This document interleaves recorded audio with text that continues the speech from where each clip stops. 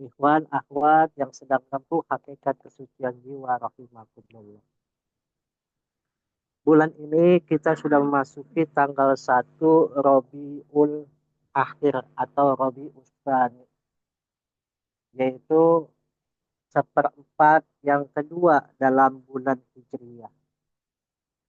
Kita ketahui dalam kitab Fadhailus Suhur yang dikarang oleh guru agung kita Pangreksa Aba Aos, huruf yang keempat adalah huruf Ain, yang mana beliau menjelaskan wa amal ainu fi hadas syahri al ilmu. Huruf ain pada bulan ini adalah tentang ilmu. Maka Allah Subhanahu wa taala berfirman, yarfa'illahu alladziina amanu minkum walladziina utul ilma darajah wallahu bima ta'maluna khabir.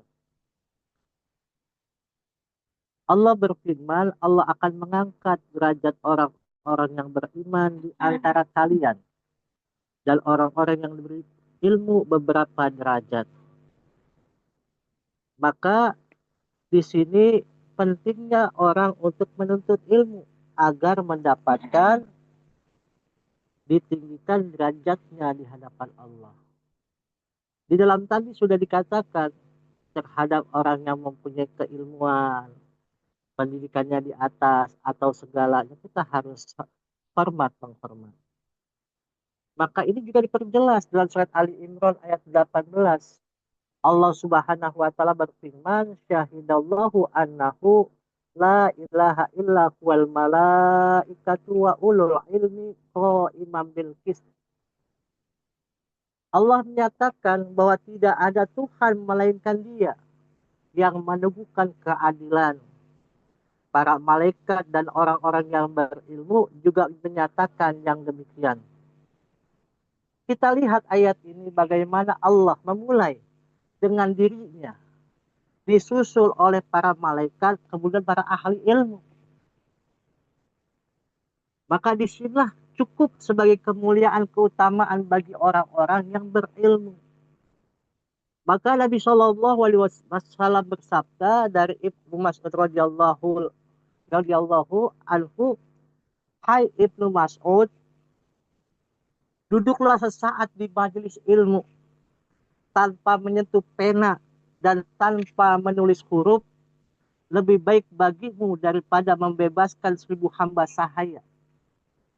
Dan pandanganmu kepada wajah orang alim karena cinta lebih baik bagimu daripada menyedekahkan 1.000 ekor kuda di jalan Allah. Yakni dalam memerangi orang-orang kafir untuk menegakkan kalimatullah, menegakkan agama Allah, dan ucapan salammu kepada orang alim lebih baik bagimu daripada ibadah 1.000 tahun.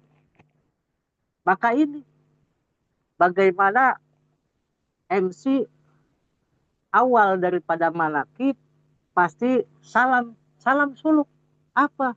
Salam seorang yang namanya fakir kepada orang yang alim lebih baik daripada bagimu ibadah 1.000 tahun. Bayangkan, apalagi kita dalam beribadah, kita sebelum namanya sholat, kita Assalamualaikum pangarsa Aba Aos Al-Fatihah. Itu pun luar biasa. Karena salam kita lebih baik daripada ibadah 1.000 tahun. Bayangkan. Kalau kita mau melihat nilai daripada pahala dalam kita beribadah, mengikuti orang yang alim dan arif. Al-Hafidh Al-Munziri menyebutkan dalam kitab Ad-Durrah Al-Yatimah. Diriwayatkan dari Umar bin Khattab, ia berkata, aku mendengar Rasulullah Shallallahu Alaihi Wasallam bersabda, barang siapa berjalan menuju majelis ilmu dari seorang alim, maka setiap langkahnya mendapatkan 100 kebaikan. Apabila duduk di dekatnya dan mendengarkan apa yang dikatakannya, maka dengan setiap perkataan itu ia mendapat 1 kebaikan. Demikianlah disebutkan oleh An-Nawawi dalam kitab Riyadhus Shalihin. Ini jelas duduknya kita dalam majelis ilmu, dalam majelis manaqib Tuan Syekh Abdul Qadir Jailani bersama orang-orang alim dan arif, orang-orang yang sudah bermakrifat kepada Allah, derajatnya lebih tinggi lagi daripada orang-orang alim. Tapi betul-betul orang-orang yang beribadah kepada Allah dengan keikhlasannya. Maka Nabi bersabda kembali, seorang yang fakih dan berusaha keras menjauhi segala yang haram, lebih berat bagi setan untuk menggodanya. Kita, orang fakih, orang yang azam, bila kita ingin menjauhi yang haram, yang dilarang oleh Allah, maka kita sekuat tenaga bujahadah. Maka setan lebih berat menggodanya. Jangan sebentar-bentar kita, maaf, tergelincir dengan omongan yang tidak baik. Padahal mereka teguh dengan apa yang diusahakannya untuk menjauhkan daripada perbuatan yang haram, maka setan untuk menggodanya lebih susah. Menggoda daripada 1000 kali orang abid yang giat beribadah. Orang abid yang giat beribadah tapi tidak berusaha untuk menjaga yang haram masuk ke dalam dirinya, itu setan lebih gampang menggoda orang abid dibanding orang-orang yang senantiasa orang fakih yang berusaha untuk menjaga jangan sampai berbuat yang haram. Tetapi tidak tahu apa yang berkaitan dengan ibadahnya dan meninggalkan semua yang haram. Maksudnya apa? Supaya apa? Ibadah yang dilakukannya orang abid itu tidak tahu tujuannya untuk apa. Kita ini beruntung. Kita sudah punya ilmu. Ilmunya dan talqin zikir. Dengan disyahadatkan untuk menjadi orang Islam yang hakiki. Orang-orang Islam yang sejati. Yang betul-betul mengetahuinya secara syariatnya. Secara hakikatnya. Dan secara ma'rifatnya. Ini seseorang di dalam keterangan kitab Tanqihul Qaul yang dikarang oleh Syekh Muhammad bin Umar An-Nawawi ini menjelaskan bagaimana oleh Azizi dengan mengutip dari kitab At-Tayyibi dalam riwayat Tirmizi dan Ibnu Majah dari Ibnu Abbas, seseorang yang faqih lebih berat bagi setan untuk menggodanya daripada 1000 abid. Maka Rasulullah Shallallahu Alaihi Wasallam bersabda, "Fadlul alimi alal abidi kafadlil qamari lailatal badri ala sairil kawakib." Kelebihan orang alim yang mengamalkan ilmunya di atas abid seperti kelebihan bulan di malam bulan purnama di atas bintang-bintang lainnya.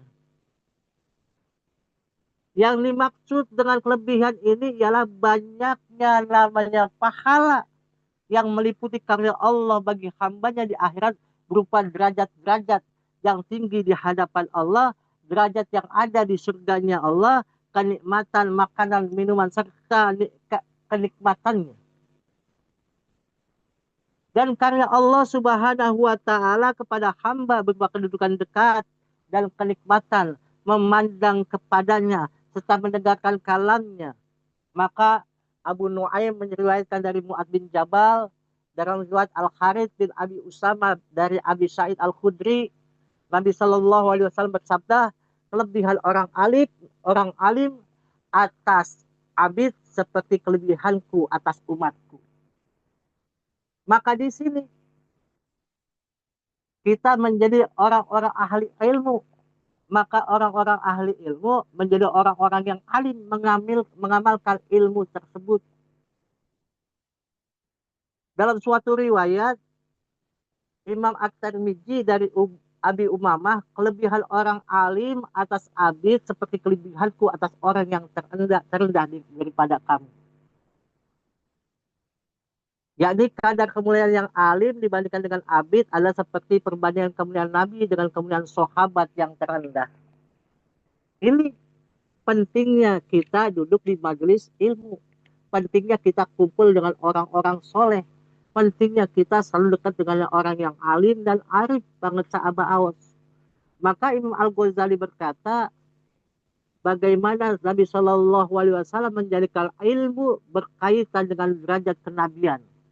Dan bagaimana beliau merendahkan derajat amal yang kosong dari ilmu meskipun abid tidak kosong dari pengetahuan ibadat yang ditekuninya. Karena kita sudah dekat, sudah mendapatkan ilmu dari guru agung kita. Bagaimana cara ibadah kita. Apalagi sekarang banyak share-sharean yang guru kita mengajarkan secara fikihnya. Betul-betul guru kita mengajarkan bagaimana baiknya berwudu. Bagaimana salam kita. Bagaimana masuk rumah kita. Bagaimana berpakaian. Itu sudah diajarkan. Apalagi itu ilmu secara syariah. Ilmu secara hakikah pun kita diberikan kemurahan oleh Allah dari guru agung kita semua. Bagaimana kita berzikir kepada Allah Azza wa Jalla. Karena sesuatu yang dilakukan tanpa ilmu, ia bukanlah ibadah. Bukan ibadat. Maka Nabi Shallallahu Alaihi Wasallam bersabda, barang siapa pergi sambil berjalan atau menaiki kendaraan dari tempatnya ke tempat yang lain untuk belajar ilmu, diampuni dosa-dosanya yang kecilnya, lalu sebelum ia melangkah. Kita sebelum malakit saja, kita sudah niat mau malakit, walau tidak jadi malakit, sudah dihitung oleh Allah. Maka dihapuskan dosa-dosa kecil kita. Itulah kelebihan daripada kita tolabul ilmi. Maka dikatakan tolabul ilmi minal mahdi ilal lahdi. Carilah ilmu dari ayunan sampai tiang lahat. Tapi orang-orang sufi menyatakan tolabul ilmi minal mahdi ilal mahdi ilal mahdi ilal lahdi. Carilah ilmu dari orang yang bisa menghidupkanmu. Ilal mahdi minal mahdi ilal lahdi, dan sampai kepada lubangmu. Lubang apa? Kolbumu. Kolbumu itu harus dihidupkan. Carilah ilmu itu sehingga engkau itu hidup, yang ada di dalam kolbu kamu dibangunkan kembali untuk bisa mengingat Allah aja wajah. Maka baginda Nabi mengatakan pentingnya ilmu tersebut kita mengetahuinya. Sehingga beliau mengatakan barang siapa memandang kepada wajah orang yang alim dengan sekali pandangan hingga ia gembira dengannya, maka Allah Subhanahu wa taala menciptakan dari pandangan itu seorang malaikat yang memohonkan ampun baginya sampai hari kiamat. Bayangkan kita memandang wajah orang alim dengan sekali pandang, dengan hati kita gembira, ikut bersama dengannya, betul-betul cinta kepadanya, sampai kita betul-betul memandangnya bahwa ini adalah wajah Allah. Inilah wajah orang yang telah dikaruniai oleh Allah. Maka setiap kali pandangannya Allah ciptakan malaikat untuk memohonkan ampun baginya sampai hari kiamat. Maka bersyukur kita masih bisa memandang wajah orang alim. Karena apa? Di dalam kitab Syarah Al-Hikam, Ibnu Athaillah mengatakan, bagaimana Allah ciptakan Nabi Adam sebagai gambaran Allah, gambaran Tuhan.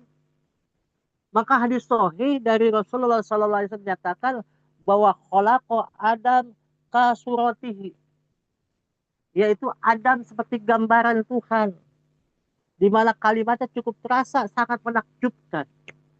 Maka kita katakan khalaqa Aos kasuratihi. Aos seperti gambaran Tuhan. Kalau secara nama itu kok seperti itu? Karena apa? Setiap akhlaknya, setiap tindak tanduknya, setiap perbuatannya adalah gambaran-gambaran Allah tunjukkan tajalinya kepada manusia, bahwasannya aku punya sifat seperti ini, aku punya keinginan seperti ini, aku punya derajat seperti ini. Maka sehubungan dengan banyaknya ucapan seperti itu, dan apabila telah menemukan ungkapan, ujaran, ucapan seperti yang tadi saya sampaikan, maka jangan langsung melampiaskan sebuah tuduhan yang negatif kepada orang yang mengatakan seperti itu. Kadang-kadang kita langsung menuduh tanpa tahu sebab musababnya. Sekarang sudah ada lagi keluar, Pak Bejo mengirimkan video kepada saya. Tanya kepada saya, Kiai, Ini siapa? Saya tidak mau tahu, tak ingin tahu. Biarkan saja orang itu berbuat, pasti akan mendapatkan akibatnya sendiri. Allah Subhanahu wa taala berfirman dalam surat An-Nur ayat 35, "Wa yadribullahul amsala linnas wallahu bikulli syai'in alim." Allah Subhanahu wa taala buat beberapa perumpamaan untuk manusia dan Allah Maha mengetahui terhadap segala sesuatu. Maka Allah berikan misal amsala perumpamaan-perumpamaan kepada setiap manusia. Bagaimana itu manusia bisa mengenal dengan ilmunya bahwasannya Allah punya sifat-sifat yang disampaikannya melalui orang-orang yang telah ditunjuki, yang diberikan derajat yang mulia di sisinya. Maka di sini Allah memberikan kepada kita bagaimana sesungguhnya Allah berikan inna fil Qur'ani sab'atu butunin. Sesungguhnya di dalam Al-Quran terdapat 7 pengertian yang tersembunyi. Apa 7 pengertian yang tersembunyi? Kita sudah pasti tahu, kita sudah pasti paham setiap ikhwan. Apa yang tersembunyi dalam setiap manusia? Ternyata Allah ciptakan 7 latifah di dalam diri kita yang tersembunyi, yang tidak terlihat oleh mata kasar kita. Tapi itu adalah dorongan-dorongan perbuatan kita untuk mengejawantakan sifat-sifat akhlak tajalinya Allah Azza wa Jalla.